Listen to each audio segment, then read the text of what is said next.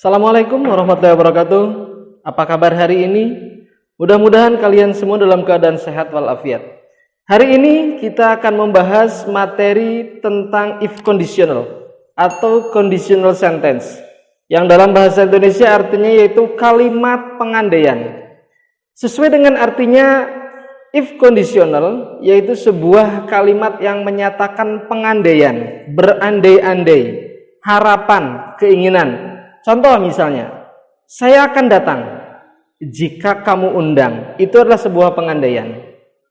Kalimat pengandaian terdiri dari 3 tipe dan 1 tipe yaitu zero conditional atau tipe 0.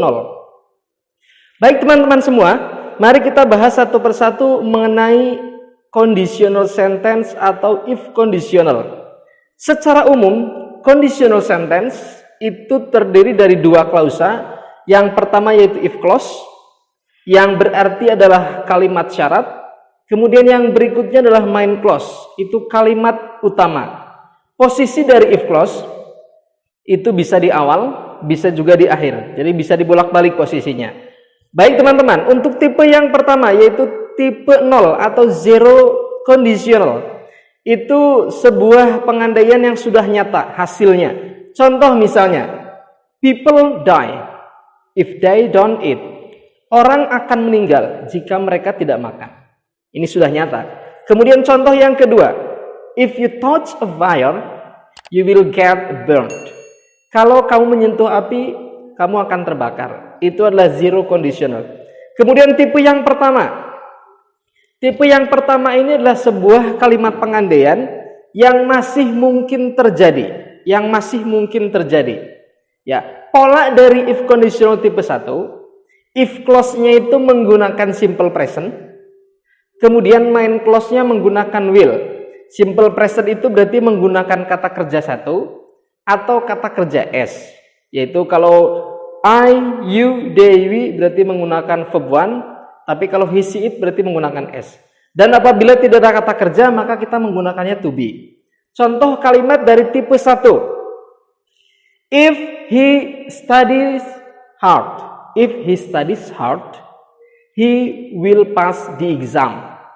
Kalau dia belajar dengan keras, dia akan lulus ujian. Nah, ini pengandaian yang masih mungkin. Jadi kalau belajar dengan rajin, belajar dengan keras, maka dia lulus ujian.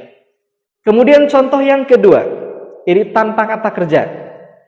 If you are here, pakainya are. If you are here, I will happy. Nah, ini juga menggunakan tipe yang pertama masih menggunakan simple present. Ingat, tipe yang pertama menggunakan simple present untuk if clause dan menggunakan will untuk main clause.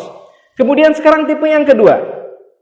Tipe yang kedua menyatakan sebuah pengandaian yang tidak bisa terjadi atau kemungkinan terjadinya kecil. Pola umumnya if clause menggunakan past tense atau verb 2. Kalau to be, kita berarti menggunakannya were, hanya were, tanpa menggunakan was.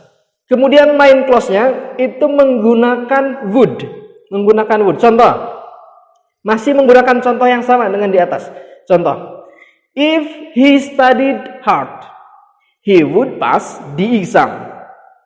Ini menggunakannya studied, kemudian menggunakannya would. Contoh yang kedua, if you were here, I would happy. Tanpa kata kerja, hanya menggunakan to be.